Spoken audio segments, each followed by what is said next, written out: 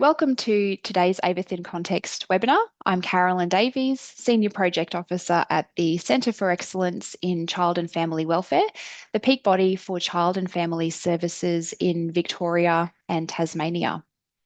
I'll begin by acknowledging country and recognise that we are all joining today from Aboriginal land. The centre is based on Wurundjeri land. Sovereignty was never ceded. This land was stolen. We respect the resilience of Aboriginal and Torres Strait Islander communities in the face of this trauma and respect their right to and aspiration for self-determination and empowerment. We acknowledge the Aboriginal and Torres Strait Islander people as the rightful custodians and I'd like to pay that respect to any First Nations colleagues joining us today. The AVITH in Context webinar series is where we hear from a range of professionals in various fields, exploring the different contexts and presenting issues that impact a young person using violence and their family. The topic of the session today is reframing young person violence through a neuroaffirmative lens. Today, we're going to be using a disability rights framework, and we're acknowledging that some of the things we're talking about today aren't necessarily a disability in and of itself, but that when people and services Our and guests systems joining us around today an individual Dr. Allison don't allow a Cox, person who fair is the and director of the Berry Street Take participation Two and program, outcomes, which provides therapeutic that is the services to disabling children factor. impacted by child abuse, neglect, family violence, and other adverse experiences. Allison has a background in occupational therapy, extensive experience in child and adolescent mental health, and is a keen advocate for improving the service responses for the more vulnerable children, young people, and families in our community. And Jessica Wright works with the Australian Childhood Foundation as a therapeutic specialist in the Circle program, a partnership with AusChild and ACF, offering intensive support to foster carers and the children in their care. She is an occupational therapist also with a background in psychology and has received the Outstanding Support for Exceptional Circumstances Award for her dedicated work supporting foster carers over an 18-month period.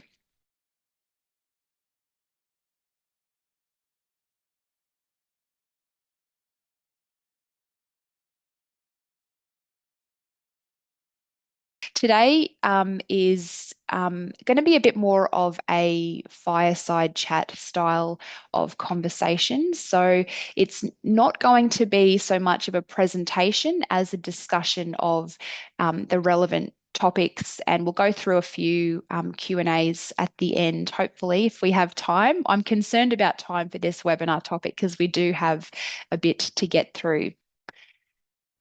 Okay.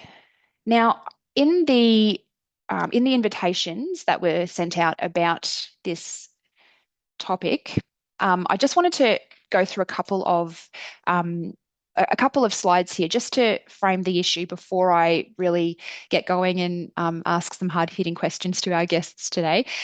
In Canada, there is a national consortium on AFCA, and what AFCA stands for is aggression toward family caregivers in childhood and adolescence. So what we typically refer to as AVITH, they refer to as AFCA. And I'm happy to put a link to a video discussion that they've posted. Basically, they talked a lot about how their consortium really thought long and hard about naming this issue, and they decided that it was really important to deliberately avoid using the word violence. They wanted a name that would honour the lived experience, but not stigmatise or pathologise the issue, but it needed to encapsulate what was going on and be meaningful to the professionals and the systems necessary for support. So I'm just popping that there so that we're aware that from an international perspective, there are other peak bodies and consortiums out there that similarly have really moved toward a very trauma-informed and neuroaffirmative lens when thinking about young people who use violence. I'm aware that this little image here might seem a bit off topic, but I wanted to give people the visualization of thinking about an issue or a problem through different lenses. And I guess I would say that typically, a big part of the way we view the issue of young person violence in the home is through this lens of um, family violence and or childhood maltreatment. The webinar we had last week actually with researchers showed that many of the young people who use violence in the home are themselves victim survivors of family violence. And also, interestingly, we're talking about physical forms of harm, but also non-physical forms of harm. I think we heard that emotional abuse accounted for potentially increasing the likelihood of 5 times the rate of a young person who might go on to use violence. It has some really significant impacts for children and young people. So just popping that lens there, I think we're kind of familiar with the idea of looking at young person violence through that lens of intergenerational transmission of violence. The other lens, which is not a new lens and it could be related or could be somewhat separate, is thinking about this issue through a parent-child relationship or dyad. Previously, in other models, we've seen the word parenting here as the label of this lens, but I tend to think it might come across as a bit blaming if we use the term parenting. What we're really getting at is what's going on between in that parent-child relationship. Again, could potentially be very impacted by the experiences and impacts of family violence. An additional lens, which I think many people are fairly well versed in, particularly our specialist AVITH practitioners, is the lens of being trauma informed. So this could be trauma related to family violence. It could be something that is quite separate, but similarly has a huge impact on neurological development and a child or young person's behaviors. The final lens, and I'm saying the final, but potentially we could look at things through another lens entirely. The final one that I want to mention today, though, is this lens of neurodiversity. And in the registrations, I think someone asked, what is the prevalence of young people who use violence in the home having a one of these conditions listed here, autism, ADHD, or FASD? And I think the answer is we don't know what the answer is. We don't have clear data or really any way currently of accurately measuring the extent of neurodivergent populations within young people who use violence, because we're looking at young people who may be diagnosed and may be receiving NDIS support, or they may not ever have seen a specialist, and so we don't really have clarity on that. Nonetheless, it is really important for us to look at that. We know anecdotally that specialist practitioners are saying perhaps 85% or more of the young people using violence are presenting with either autism, ADHD, or a combination of both.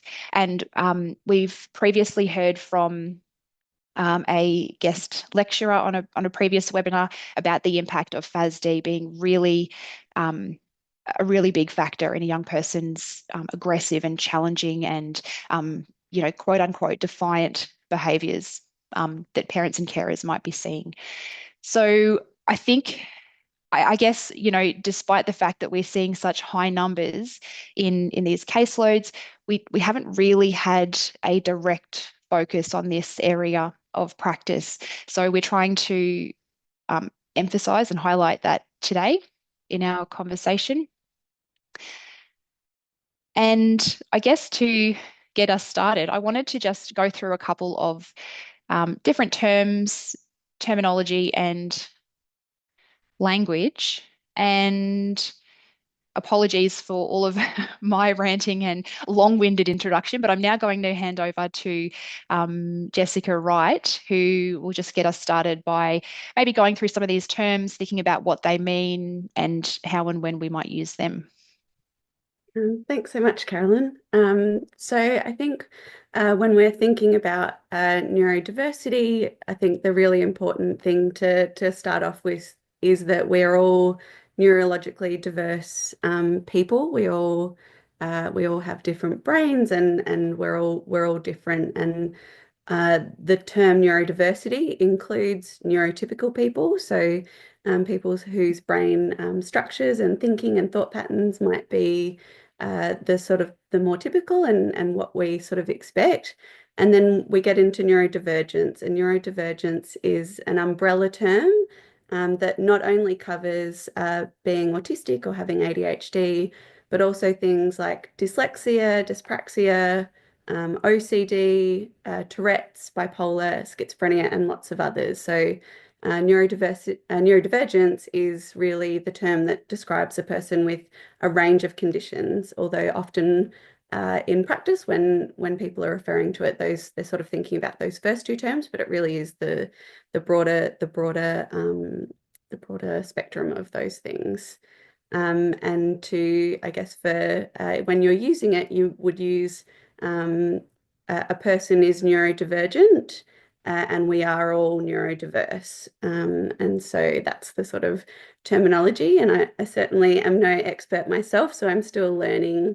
And if I do make any mistakes, please forgive me. But it's something that to bring in. So. And then there's also, I guess, when we think about disability, there's a range of disabilities, and someone might come into both that comorbid neurodivergent category, but also other disabilities are in there as well. Mhm. And Jess, you have a particular interest in work with children in out of home care. What are some of the challenges thinking about neurodiversity with this particular cohort? I think often there's so many competing factors for young people in out of home care. So we're often trying to focus on placement stability or finding a placement, the reunification work, and lots of the young people, particularly in out of home care, have really patchy histories. So if they've had many placements, there's not someone who's following and recognizing those signs the whole way through. Mm. So you might have a young person who has those signs really early on, but in the process of coming into out-of-home care, that information gets lost, and they don't have someone who's seeing them over the broad, the many environments that they're in. And I think there's also, it can be, there's, I guess, the difficulty that, trauma presents really similarly to a neurodivergent presentation. And often people can really struggle to, or get lost in the weeds of, is it trauma or is it neurodiversity? Mm. And I think what we know from research and uh, from seeing young people is that it can be both. Both can be true at the same time, and often a young person who is neurodivergent and experiencing trauma might even have a much bigger presentation of trauma expressive behaviours. Mm. Yes. I think what you're saying there is absolutely something that we've heard from practitioners generally, that there is some layer of confusion about whether presenting behaviors are from traumatic experiences, or they are, manifestation of symptoms of, a particular quote unquote condition. Um, but I think, regardless of the cause, what we're seeing here is young people who are struggling with that sort of executive functioning, some of their ability to, I guess, navigate interpersonal communication, regulation, and those type of skills. And Yep. I think you can see, I think even in I've been having lots of conversations about some of the young people on my caseload, but you often see, when we've been able to settle and have some stability and have a bit of healing for a young person, the neurodivergence comes out, but in a different way. So Mhm. you begin to see them being able to engage in their, a hyper focus of their special interest instead of being hypervigilant, or their hypervigilance looks really different from, in that period of instability. So you often see the impact still. So they're still presenting with a neurodivergent presentation. It's just a different way. So what might have Mhm. been, more more of an ADHD presentation, then, you know, I've seen a young person sort of turn into being able to, you know, key into much more about their hyperfocus and have maybe a presentation that could be more along the autistic profile of traits. Yeah, that's yeah, that's really interesting actually. I've also heard of people saying that like anxiety can be a really kind of common feature, and that potentially I think maybe in that shifting of presentations of behaviors, yeah, can, you know, would hopefully diminish anxiety a bit, but they could just be a changing profile in how young people cope with Yeah, whatever's absolutely. going on at home. What I thought I might do, and look, this is a really crash course in what is a huge area of practice. But again, I'm just going to put a slide up, and I'm going to draw Alison's attention. If I can just share said slide. There we go. You can all see a bathtub. Now, I've lovingly pinched this from the website that I mentioned before. The Canadian Consortium on AFCA has a bunch of resources. Again, I'm happy to share those. But they give us this idea of a bathtub, and that sometimes for a young person, what might be happening is what they call sensory overload. Um, so, Alison, if I can turn to you, for a young person who is in sensory overload, what's happening, and what causes that young person to become dysregulated, and why are we seeing aggression? Sorry, just unmute. Always the way. Thanks, Carolyn. Sometimes the simplest things can seem tricky under stress. And that's a really good example. You know, obviously presenting is one of those things that lots of us find a little bit stressful. And in the face of that stress, my ability to perform everyday cognitive tasks, such as pressing the mute button on and off, actually diminishes. So a really good kind of live example of how stress impacts our cognitive abilities and our ability to think and reason.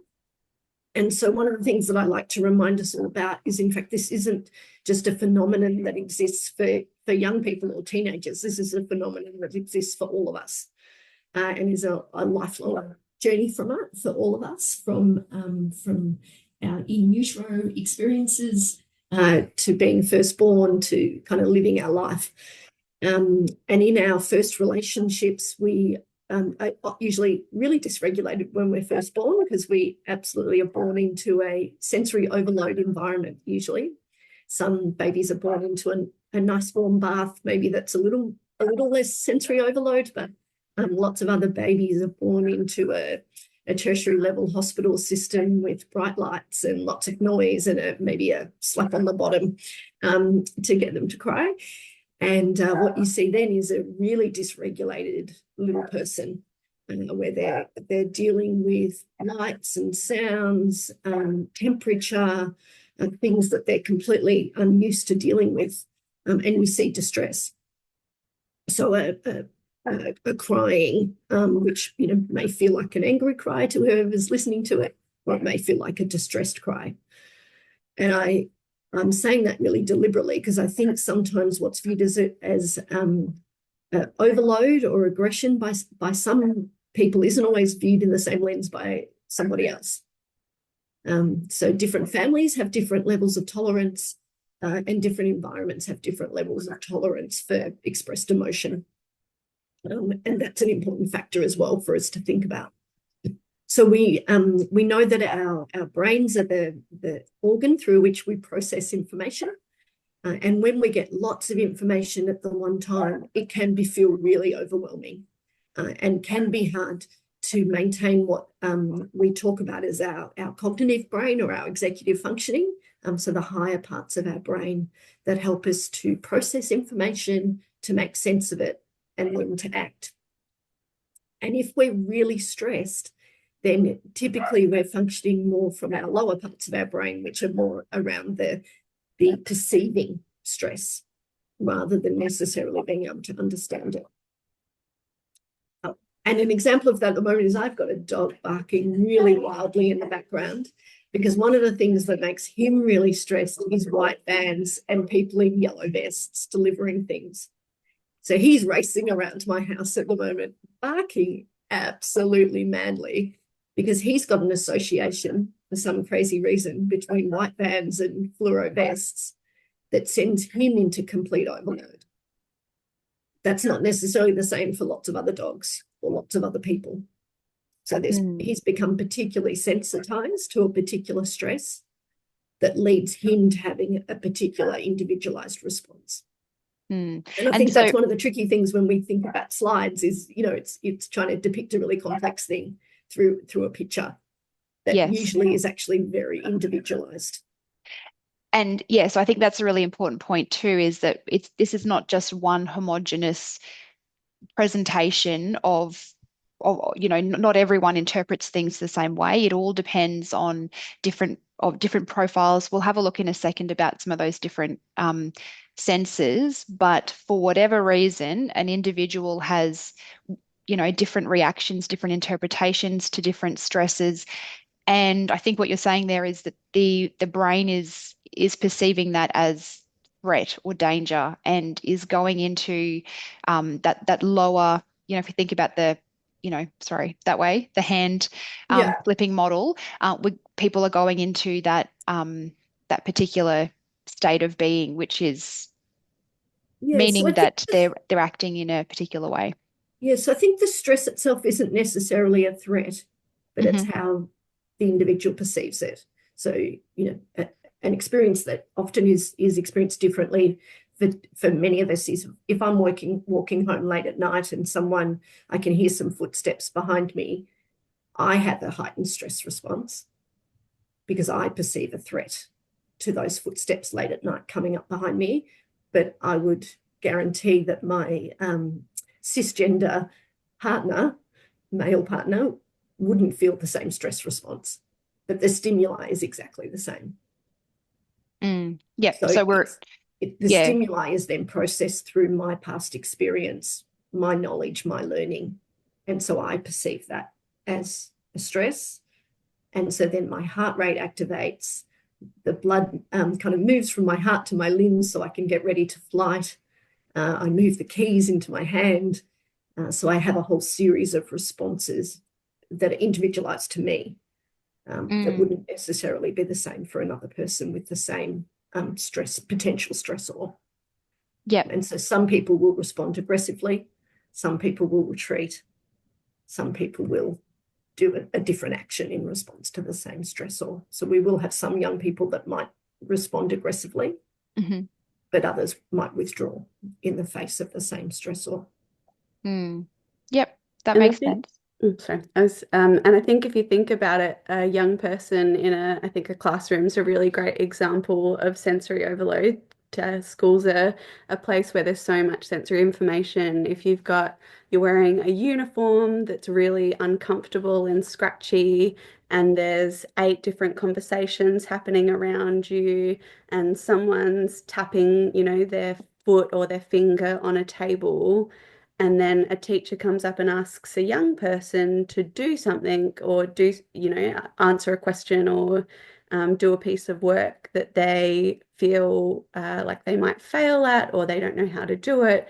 You add that request to do a piece of work is the last straw in a series of demands on them and sensory experiences that are uncomfortable. So it might look like to the teacher that, oh, that young person just gets so aggressive whenever I ask them to do anything, but that teacher doesn't understand that this young person's already got, 6 other things that have pushed them to the brink of their window of tolerance. And that request is the last thing that tips them over, and they only see the overflow, but what's happening underneath are all of this sensory information coming into their brain that's really overwhelming, and that they're just managing to cope with. So what you see is the presentation of aggression, but is actually related to having so many other things happening in their brain and in their body. A lot is going on, obviously, and it's obviously little by little until we see that that overflow that happens, and that's what teachers, that's what other people outwardly see. The next question I had, I think you've actually both kind of touched on it, but the question is, like, when we think of our work with young people using violence, practitioners in this field are fairly well versed in trauma-informed practice. What is the link here between trauma and neurodiversity? It seems like they line up beautifully, actually, in the way that we work with children and young people. Yeah, I think to be neurodiversity affirming in your practice is often already you're being quite trauma informed. I think there's you know, the sort of a really simple summary of the key you know, principles of neurodiversity affirming practice is around accepting the young person as or adult as they are, affirming that they are good and worthy with, you know, with all the things that they come with. You're including them in the decision making and how you might attend to their needs, and you're uplifting that identity of being neurodivergent. And I think to do that, you know, authentically is trauma informed. You're meeting the young person where they're at. You're uplifting them as a good and worthy and valuable member of their community, and you're supporting them to find a way to work in the world. So I think, yeah, you really can't do you can't do neurodiversity affirming practice without doing trauma informed, because they just are, yeah, they're beautifully aligned. And we know that to be neurodivergent is you're living in a world that wasn't made for you. The systems and structures in place aren't made for neurodivergent people. So you're often faced with having to navigate in really difficult circumstances. And there is lots of you know, lots of anecdotal and research-based evidence to say that it can be really traumatic to be a neurodivergent person. And there's lots of barriers that you're overcoming. Yeah, just when you were describing before about, say, a young person going to school and having a scratchy uniform and the, you know, classroom lights or multiple conversations, I guess that's like a very mild form of trauma that, yeah, that can be going on that people outwardly probably, yeah, won't notice until it becomes suddenly way too much. I think, yeah, lots of young people may not even realize or have the awareness that all of those things are overwhelming. There's just that overwhelming feeling of, you know, not being able to cope. And so they may not be able to pinpoint the different things, which means that they then couldn't communicate to the teacher or to, you know, their specialist why school's so difficult. It just is. Mm. I think it is also important for us to try, and not that it is always possible to tease things out, because often things are layered and integrated, but as to the different drivers for the way that people are. So, you know, to formulate or to have an understanding about the factors that exist for an individual that might predispose them to having particular responses, or the things that might precipitate kind of the responses occurring, and trying as much as we can have an understanding about experiences within a family, experiences that might have been adverse within their background, an interplay of child development, of neurodiversity, and how all these different factors for a person might be contributing to how they're presenting in a given circumstance. We know that people are so much more than their behaviour. And the more that we can understand and walk alongside the journey with someone, I think the more able we are to be helpful. And I think that, oh, sorry to interrupt. I was going to say, I think that goes a long way to say that the more we can support parents and carers and families to understand, then the better chance we're giving the child or young person to thrive in that home and family environment. Yeah, I think a lot of the work that we often do is around trying to think about things from a different lens, from a different viewpoint, and through that to gain greater understanding about all of the people involved in a family, in a school system, and how each person might be having a positive or a less positive impact on each other. Yep. We all know that as we all share space with others. Yeah. None of us stand alone. We have interactions with others, and they can lead to us then feeling a particular way and then lead to particular behaviours. So I think understanding that interplay between all of the people, whether that be the teacher and the student that Jess it talked about before, or the interactions between siblings or with parents. Absolutely. It's all very relational based, isn't it? And I think that's absolutely what we hear all the time from specialist AVITH practitioners is the need to work with those systems. It's not just about, they always say it's not just about fixing the child. It's about working together with everyone, getting everyone on board, and supporting them as much as possible to, to create safe and nurturing environments. And safe, I guess use that term loosely. It's about safe as in, not too much sensorily for the child or young person as well. And we'd often see that children are actually doing the best they can, and that sometimes it's about all others who need to make adjustments. Again, kind of talking to Jessica's point about the world isn't necessarily built for those that are neurodiverse, and so how do others make adjustments that then create an inclusive environment? And the other thing that is also just coming to my mind as well is that it is highly possible that the parent carer, who is looking after that child or young person is themselves neurodivergent, in that they may be very overwhelmed by having a child, young person screaming, and they may not be the only child in that household. When there's a lot going on, it makes it hard for everyone to cope. I think there's and while lots we of... don't know the transmission method yet, we do know there is a genetic link and some sort of transmission process that does occur between generations with neurodivergent conditions. I think there's lots of compassion in understanding your own sensory profile and preferences, and how that might be, how you as a caregiver or even a worker might be tipped into your own overwhelm by a particular behavior. And I think that that walking alongside and resourcing a system can often be that giving a bit of compassion for them, for the person, the caregiver or parent that you're working with, to say it's okay to be like your system's being overwhelmed as well, and no wonder you can't respond in the best way that you can when that behavior is happening. So I think that it's about understanding the young person and why they might be reacting in a certain way, but you can certainly do it in the other way as well, to help the parent or caregiver understand why they're struggling so much, because we are all humans with nervous systems and sensory systems that need attending to.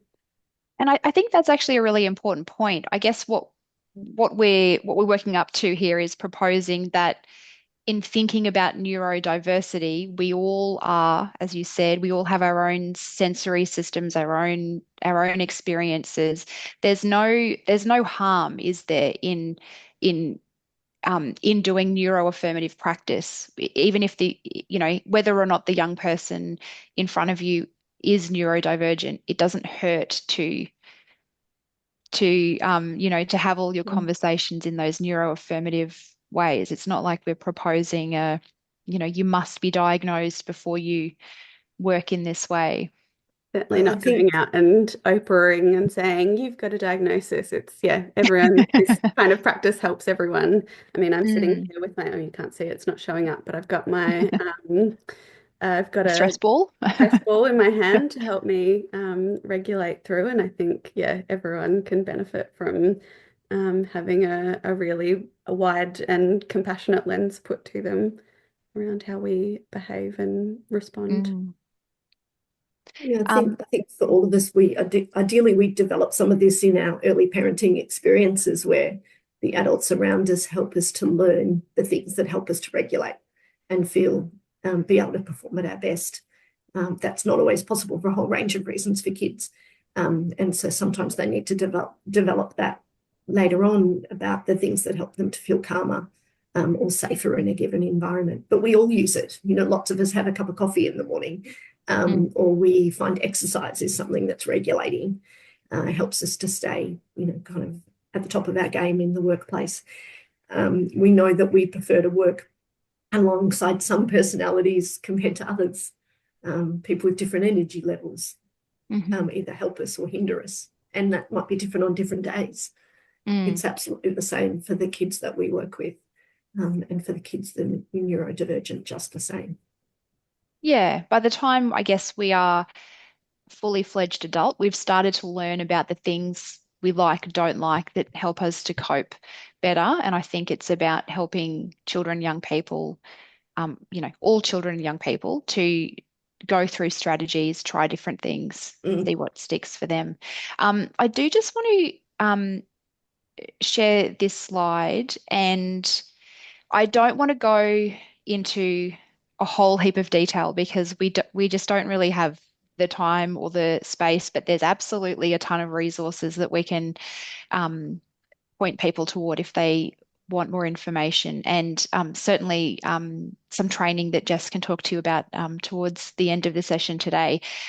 What I want to draw people's attention to is this diagram of the different senses that we have. Now, I think we would all say we understand visual, auditory, olfactory, i.e. smell, gustatory, that one's a tongue twister, taste, and the tactile system, which is our sense of touch. But there's three others there, which probably I would say a lot of people have not heard of before, which is the vestibular system, proprioception, and the interoceptive system. And my point in highlighting this is that if we're saying that, again, just taking a guess here, but an educated guess of 85% or more of the young people who are receiving support for using violence in the home, who are possibly in some way neurodivergent, for me at least, this is kind of brand new information. So it seems that we probably need to get a bit more clued up on discipline specific content so that we can better support children, young people, and families. So I guess my question here, and I'll put this to Allison, what can we learn from other fields, possibly hint, hint, OT? What can we learn from other fields of practice that do have that training and experience about sensory processing challenges? I think we can always learn so much from each other, from different lenses, different professions.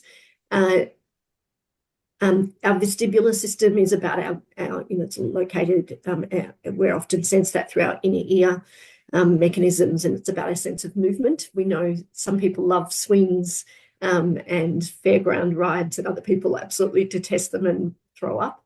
That's around our vestibular functioning.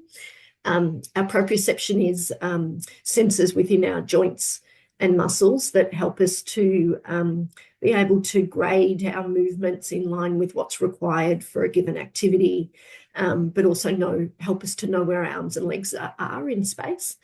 And sometimes for people that find movement activities a bit harder, or they find themselves a bit clumsy, that can be an area that's a bit harder for them. And our interoceptive system is kind of the weird stuff sometimes where we can feel that our tummy's rumbling, or we can feel our organs inside our body, which can feel a bit weird. And again, for some people, they're more alert to that than others. So it's the sense, and we'd see this particularly in younger children, that helps them and us to know when we need to go to the toilet, for example, when our bladder's full. And in some children where that system isn't as well developed, that obviously causes them more problems. So yeah, all of those senses are important. I think I'm an OT, so it's hard for me to think about the perspective of a non-OT, but again, I think it can just add another lens to thinking about the difficulties that the children might be having.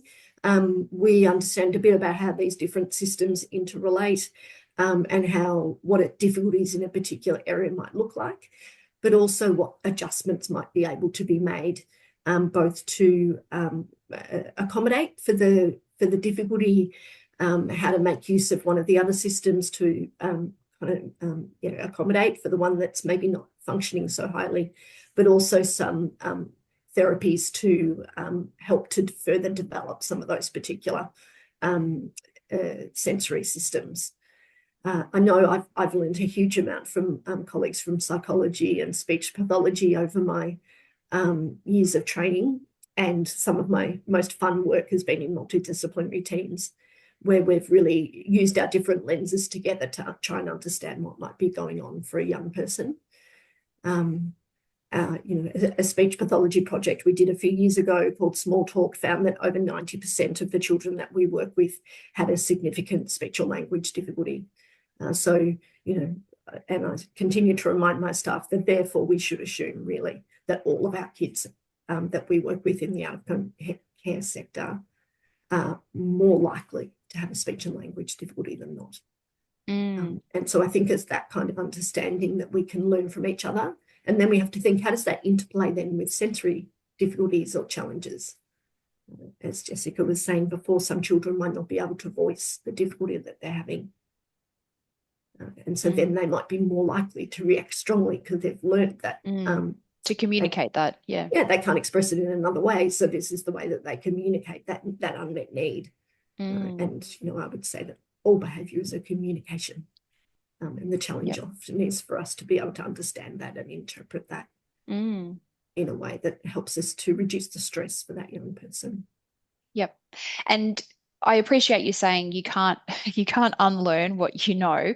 Obviously, both of you are trained in this discipline of occupational therapy. I guess a kind of thinking. Well, first of all, I should say that I have been trained in secondary education, so I know all about child and adolescent development. I'm trained in social work. I know how to do a biopsychosocial assessment. I really don't know. I've never come across in my professional learning anything about the sensory processing, for example. And so when I think about teams that are, and I would assume my experience is fairly universal to other people with similar qualifications. So if we think about teams predominantly comprising of people from social work, youth work, maybe a bit of psychology background, I guess we're potentially missing we're missing that disciplinary perspective that seems like it would be so helpful for work, not just in young people who use violence, but also in out-of-home care support programs more generally. So my next question is, what's the answer here? How do we develop more cross-disciplinary responses and service systems? Is it just about an individual receiving more training? Do we need more diverse groups within a program team? Do you have thoughts on this? It might be my advancing years, but I don't think there's ever one solution to a problem. I think we have to have a variety of solutions to the problem to try and grapple with it. So I think certainly more training is always useful, but we actually know that training only leads to kind of 10% of change. So it has to be more than that. I know, and I'm in a position of having some autonomy, but I've created a multidisciplinary team that can provide specialist input to other practitioners. So I've got a team headed up by a clinical psychologist, with a neuropsychologist, an occupational therapist, a speech pathologist, and a paediatrician, so that they can provide both secondary consultation to other staff, but also primary consultation as well. We're a statewide service, so obviously it's small amounts, but it's certainly more than what was there before. And so I think none of us have all of the answers. And often we need to lean on each other to help us work out what might be going on for a young person, but also where some of the way forward might be, and kind of the creativity from our colleagues to think outside the square sometimes when we're a bit stuck can be useful. And for me, that might be chatting to a speech pathologist about something that I've missed, or chatting to a psychologist about something I've missed. And so they'll bring a different lens to what I will, and they'll go, oh, maybe you haven't thought about this particular thing, or I've done this and this is what worked. Because I think what you've just said there is kind of important. It's that idea of just being able to quickly and casually ask, a little question, like turn to the person next to you and ask them, assuming that they have a different disciplinary perspective. Sometimes I think maybe we do have options for secondary consult, but if we have to arrange a time, we don't really know the person, or it's someone who's outside our organisation entirely, it really makes that more clunky and a bit more difficult. Whereas if we build in that idea of cross-disciplinary sharing and communicating, I think it sounds like that's what would be helpful in ad hoc daily situations. I think certainly, as an OT, I'm later trained. I came into this already having worked in this sort of sector. I came into OT, sorry, having already worked in the sector. So I was already pretty passionately already coming down this path of working with children in out of home care and who've experienced developmental trauma.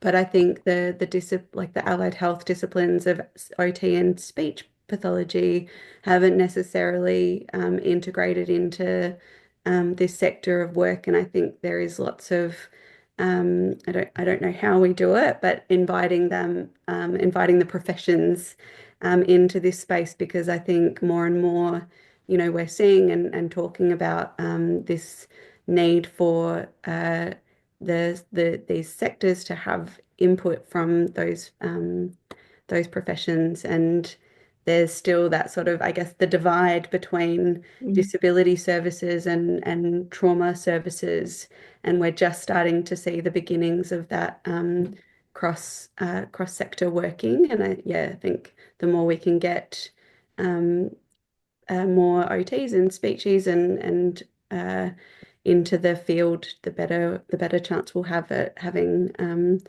more easily accessed secondary consults.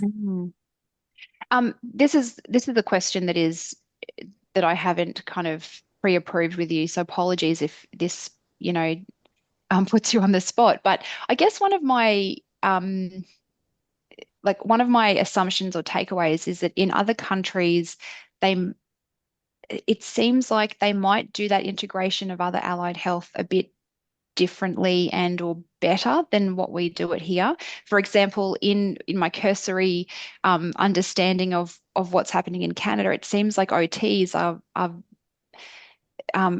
much better integrated into their general service system. I think. I don't know that. I don't have stats on that, but it just seems that might be the case. Whereas my understanding is that for OT at least, and probably speech therapy as well, those disciplines seem to be something which is provided privately, probably funded by and accessed via NDIS. Do you have any thoughts on that, or? I think it's a little less straightforward. So, like most things, complex speaking problems. So within community health, pediatric community health, you would see a lot of OTs and speechies and allied health teams. So publicly funded teams, early intervention programs, you would see again a lot of multidisciplinary teams, publicly funded. In some of the child and adolescent mental health services, you'll see OTs and speechies as well. Pediatric departments of major hospitals, there'll be large departments of OTs and speechies. Where you start to see it less so is in that, because there's generally less services anyway, in school age kind of services. So a lot of the early intervention services are funded to school age, so 5 or 6. And then there's a bit of a fall off the cliff. So more in that earlier childhood So primary cohort, you school, said?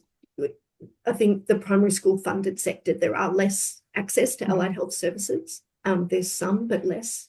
Again, you'd get some through mental health services, some through the large public hospitals. But some of the community health programs are only funded to school age, and early intervention programs are funded to school age. So you do start to get a drop off. I think in mental health, generally positions have been funded as generic roles. So as clinician positions or mental health practitioner positions rather than discipline specific positions. And so then sometimes that lends itself to social workers and psychologists. You will see also we employ a range of staff into those more generic roles, but it's a bit less common. Jess, do you have a different lens on that? No, I'm supporting an OT colleague in her in a PhD literature review. So I'm deep in the sort of global literature at the moment, and it's while there's more happening in North America, particularly, I think it really is still in its infancy as OTs in the trauma field. So lots of the research is still in that really early stages of what does it look like. We're advocating that it's obviously a really well-aligned profession for trauma-informed practice, but certainly not in we're not in huge randomized control studies happening with OTs and trauma. So I think it's further along in the journey in other countries, and potentially I've seen more, centers of assessment that include multi-dis teams for children who've experienced trauma, but still really early days. And I think there's a growing body of practitioners saying, hey, we're doing this and we think it's really important and more people should be involved, but not necessarily really well integrated into child protective services or that layer of assessment. While I think the NDIS has allowed for a much greater level of access to allied health professionals beyond what was publicly funded up to school age, it can also be really difficult to access, particularly under those more mental health guide clinicians. But I think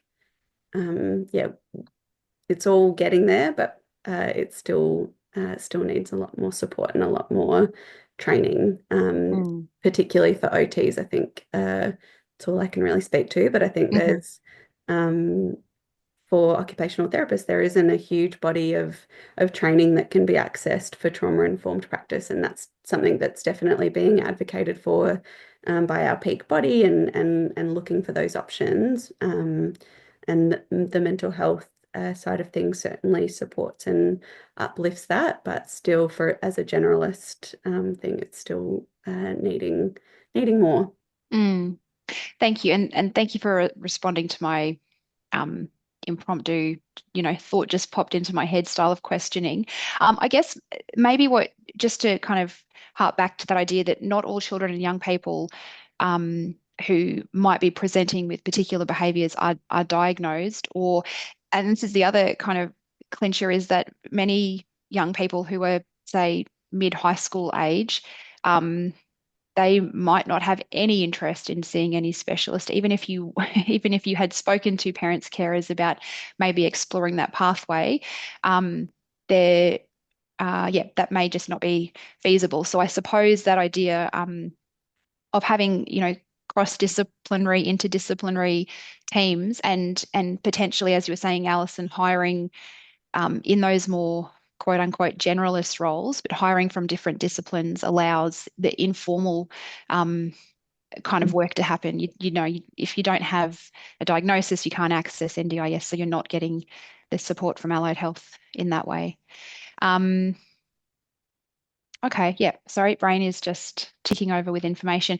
There's one more question that I had And then there's a few questions that are coming through from the audience. So my final question was around if you had any thoughts about how we talk about the issue of neurodivergence or more broadly neurodiversity with young people or families in ways that are not stigmatizing.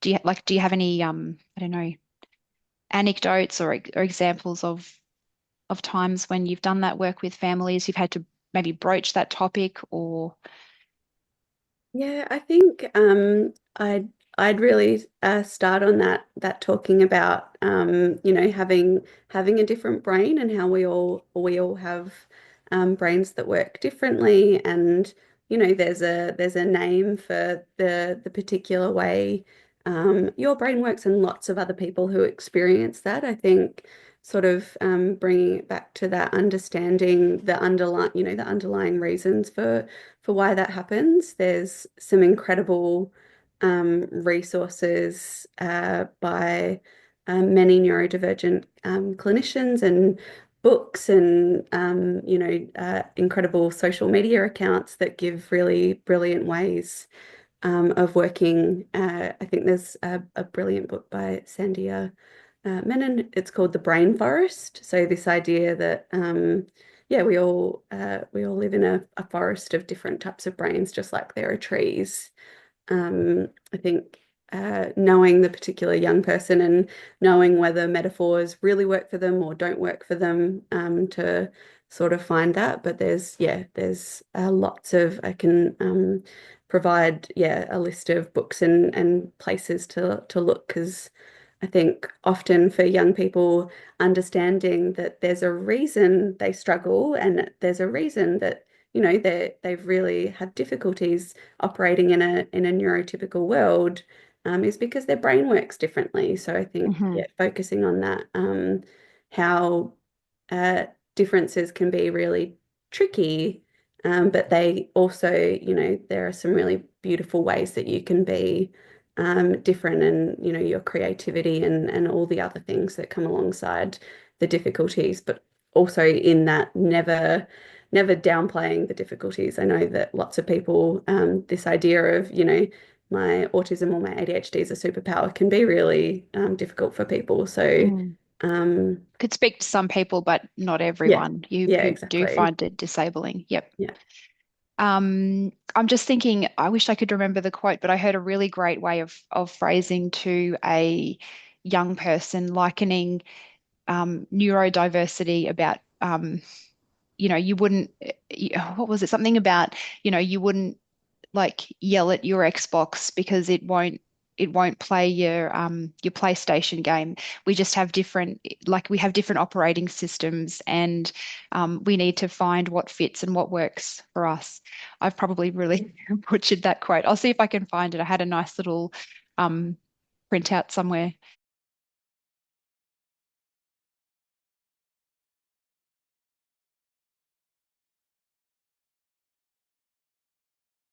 Um, Okay, just a couple of comments. Someone saying by the time caregivers are either asking for help or even offered help, they are often already suffering substantial burnout, trauma, PTSD. I think that's definitely worth mentioning, that sometimes by the time there is that service touch point, families have been hanging on to, this issue of young person violence. Um, for a long time, and that's how they first meet a practitioner or a clinician or whoever it may be. And I think there is a lot of stigma that parents often feel about Absolutely. talking about something not working well in their family, and that does get in the way, as well as there not being enough services, but also that can get in the way of them seeking help and receiving the help that matches with where they're at.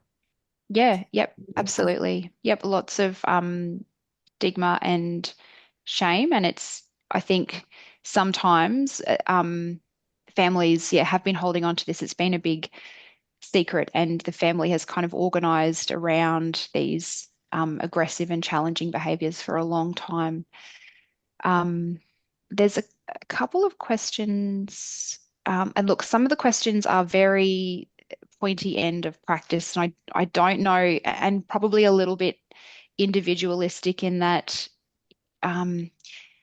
Yeah, if we're thinking, so one of them, for example, is keen to hear practical ways of de-escalating and creating safety during an escalated incident where physical violence or property damage is occurring. I would assume it's hard to provide comment because it entirely depends on the situation. Um, are there any sort of generalist or universal sort of comments that spring to mind that you want to add? Or Um, I think you'd probably say it's hard to speak generally to something so specific, but I think it's where we come back to first principles. It's around trying to calm a situation that's really heightened. So be reducing the sensory input. lowering that bathtub. Yep. Yeah, wherever you can in that environment. So trying to reduce the number of people in the space. If there's other sensory things you can control, like the amount of noise or the lighting, so to just try and dampen everything down, so that by effect of dampening down the person's sensory system, and through that aiming to get a lower bathtub with more regulation. Be talking in a voice, it's different for different people, but in a voice that's not further agitating. So whether that be a calmer, softer voice, or a voice that tries, that maybe is a bit more kind of direct, or and again that depends a bit on knowing the person. It's just the thing that cuts through. But it would be trying to dampen down the sensory input would be where I would go. And you can't reason with anyone, us included, when you're that heightened and the bathtub is overflowing. Yes. So it's not the time to talk about the whys and the hows. It's about trying to dampen things down to get people back to a regulated state where those other conversations could happen. Rational mind has gone offline. A couple of things that actually come to mind there. I've heard from specialist practitioners saying that sometimes a lot of that work does need to happen with parents, carers, in the sense that a caregiver may be used to trying to support and comfort a child or young person and has done so for many years, and possibly in later years that approach doesn't work, or that's not what the young person wants. For example, a mother who wants to physically hold and envelop her son who's really struggling in the moment, but as that son is getting older and older, that's no longer actually what he wanted, and practitioner talking with him, and him saying, I don't want anyone to touch me, like I just want to be left alone. And so having to navigate and broach that with the parent carer to find alternative ways to show love and care. Other practitioners saying they spend quite a lot of time and also maybe trying to access brokerage to create a real sanctuary in the child, young person's bedroom so that they have a place to retreat to. So if things are getting too overwhelming, and it may not just be sensory processing, there could also be, active conflict in the house or something else entirely triggering. But if the young person has their own safe space that they've previously thought about what it is they need, like I don't know, soft pillows, beanbag, whatever the fidget things, whatever they have thought about previously, just for them to go and feel safe and do what they need to do on their own to de-escalate. Prevention is the best way to go wherever you can, and to have those things in place beforehand. But we don't always have the luxury of knowing people before we step into something. Yep. I think you've really hit on the point as well, Carolyn, that collaboration is key in those. So being able to support the young person to develop their own plan of things. It's like, when I'm at this point, I need no lighting, rhythmic music, no sound or smell, or, and having that young person develop, I guess, their own plan and when they're regulated and getting them to try that. And then, if it doesn't work, then continuing to offer alternatives for what it might be, and reducing the demand on the young person so that it can be it's something that can be easily enacted without judgment or worry, so that they know that it's, as all things, that relational response of, I see where you're at and I'm responding the way that you've asked me to, instead of responding in the way that meets my need and my concern in that moment. Yep. Another thing I just thought of was in communicating to parents, caregivers, having a pre-made kind of I don't know how to describe it, but like a sort of a little wheel that spins, indicating what the young person wants, and that being on the bedroom door, like, I just need 5 minutes, or can you come in half an hour, or whatever it is, and so that it doesn't require verbal communication, but the young person can let other people know. Again, that's not going to work for everyone, but it's just an idea. My eyes are, as always, struggling to moderate all these excellent questions. Someone has asked, they're seeing many parents using technology or devices to pacify their child or adolescent with ASD, and the concern is that now that young person is actually just really getting a bit too comfortable, possibly a bit addicted to the device. And then when the parents want to put in a boundary, can lead to quite serious escalation and violence.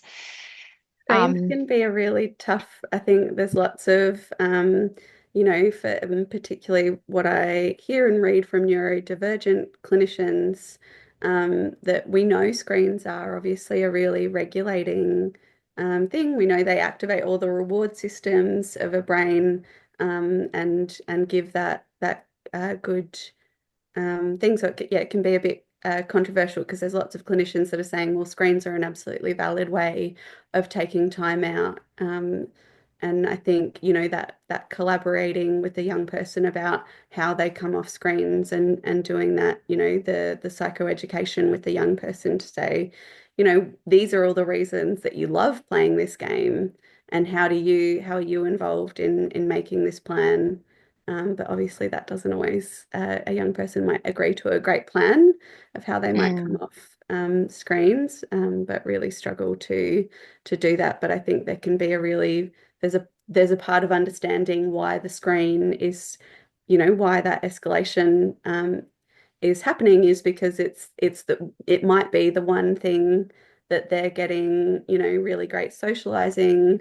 They're getting endorphins and all of the good happy chemicals, that they might not be able to get anywhere else. So I think it can be a really tough touch point, because it's a valid way of taking down time, and but it can be difficult. So it's always a tricky point. But I think, it's we have had a few sort of case studies, examples about the lead up and escalation to violence being specifically about whatever form of screen time use. I think it almost is a whole webinar discussion on its own. Because I think, I guess the difference is there between having a sensory regulated and calm room with, say a beanbag, as was my other example. That is entirely different to the calming effects of a screen. Like, it's doing different things to the brain, and there's a lot of talk and a lot of rhetoric at the moment about screen time, as well as obviously social media influence. Possibly a whole other webinar topic. I think I'm creating more work for myself. But if anyone's willing to be a part of that very challenging discussion, please let me know. yeah, oh sorry, I've just got one more. I think just around, Oh, yeah. what are the alternatives? Why are they using the screen, and how do you help them find those things in other things? And often, that having that work from a relational perspective and seeing, is the reason, and it could be pretty confronting for parents and caregivers to think about that, but that screen time is fulfilling a need. So I think, what are the other low demand alternatives that they have to get those same positive experiences that they are from their screen? Mm. And I think it can kind of bring relationships and screens together. One of the ways that is possible for some families is to actually start doing the gaming together. So for the adult to join the young person. So it shifts it from being an avoidant activity to being a relational activity, but you're still doing the activity the young person enjoys. And so it just shifts the whole nature of the activity. And that can be an option for some families. And it can be a way of the relation having shared attention and shared activity together, but side by side, rather than less intense looking at each other. So enter player two, possibly. Enter player two, that's right. I'm just going through, there was a question around, because we've talked about overstimulation. Someone has said, can neurodivergent people also experience emotional dysregulation due to understimulation, or is it usually overstimulation?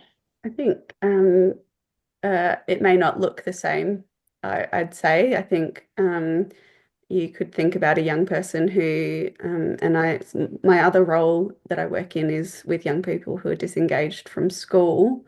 And I would certainly say that lots of those young people aren't getting enough sensory information into their brains and into their bodies. And that a lot of the time means that they can't overcome the barrier to get into their social engagement window. So I think that understimulation looks really different, and might, they're those young people that you're struggling to get out of bed, they're struggling to get them engaged in any conversations. And so they may not have the big blow ups, or they might actually, as a part of that, they might be doing nothing, and then the demands come in too much and it's all overwhelming all at the same time. And then there's an explosion of behavior. But yeah, I'd certainly say that we all go into our freeze and hypoarousal, and that can be really dysregulating as well.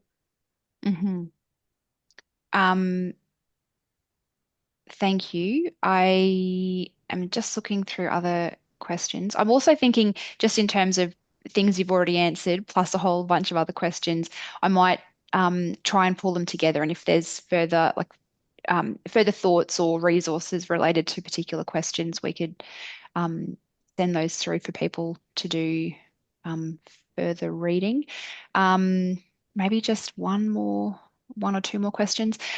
Is there a place for police involvement in having training to support families who make calls regarding a young person using violence in the home? Absolutely.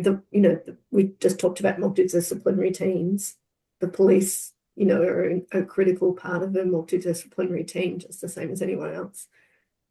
So the more we can all be on the same page, having care teams that, when necessary, incorporate the police, I think is absolutely critical. So that young people get consistent responses from all of the adults around them, and everyone knows how each other's working together to the same goal. I think lots of the youth resource officers, and having that tool involved early, and before, or in times where there aren't escalations, so that I think that relationship is established before it can become set in that problematic dynamic of, I've done this behavior and then this happens. I think helping the young person understand the broader context in which it's happening. All those resources enact, and that they're not all bad or negative. Thank you.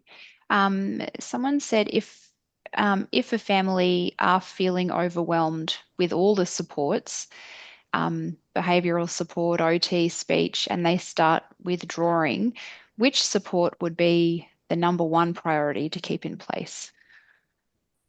I would think about which is the relationship that the young person or family experience. Like, I think that it's not based on a profession, it's based on the relationship. And that I know, I've talked to other the AVITH program workers the specialists that we have in our in ACF, and talks about, if there are lots of services already involved, that secondary consultation role can be really important to increase and resource the relationship that can be prioritized. I think that, yeah, I certainly wouldn't advocate for a one profession over the other, but a relationship within that context that can be supported by the other services involved. I'm a huge advocate for lowering the number of services that are involved, and that families can certainly and are often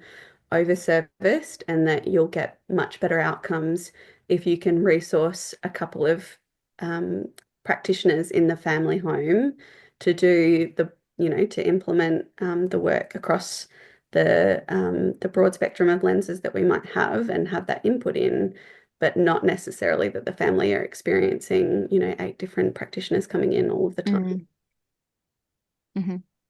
So really just prioritizing the individual relationship, regardless of what the discipline is, but hopefully still drawing upon support from other practitioners in a care team, for example. Definitely not leaving them alone. That one practitioner is, to resource them. I think we can, all do well in a secondary, having access, like we've said, having access to as many people as possible. Mm-hmm. Okay, I'm going to wrap us up, I think, because I think if there's a couple of questions still in our Q&A inbox, but I think to go into them will open up Pandora's box, and I think maybe pointing people in the direction to further resources and or training. Jess, you've got another session coming up that hones in more on sensory processing. Do you just want to do a shout out about that? Because I believe that's happening quite soon, isn't it? Yes, it's happening in OT week, and the date is the 23rd of October, although I'm not sure. I know that the registrations had filled up fairly quickly. I'm not sure if they're still full, but it's through the Centre for Excellence in Therapeutic Care, which is one of ACF's many faces.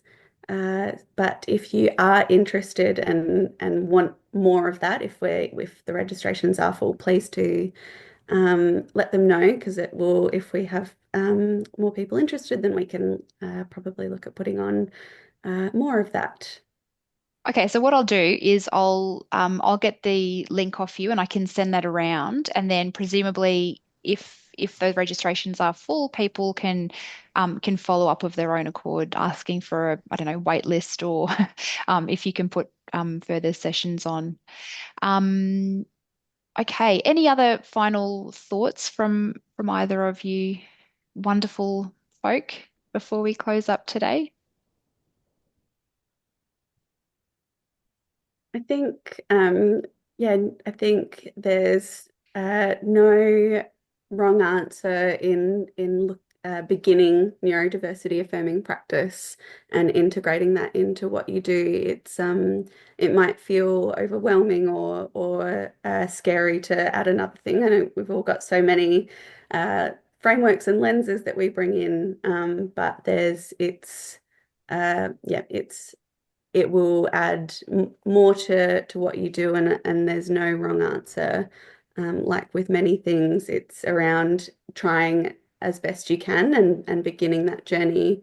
And I've got lots of recommendations for people and places to look that I'll pass on to Carolyn if anyone's interested. Thank you. And like you said before, it aligns so closely to trauma-informed work that many people are already really on the ball with. So it's not about a whole other, an entirely other concept potentially, it should dovetail already quite well. And I think, Anything else, Alison? Well, it's just on from what Jessica's saying. We're just people at the centre of this. There's children and there's teenagers and there's parents and carers and everyone's struggling with something. We just need to lean in and try and work out what the contributors are to that particular struggle, and be affirming of whatever that looks like for that young person and the family. Thank you. Yep. At the heart of it, we're all just people trying to get on with it, and yeah, keeping that person front and center. Thank you so much. What I'm going to do, well, firstly, I can see lots of icons coming up on the screen, which I'm not sure if they'll get recorded.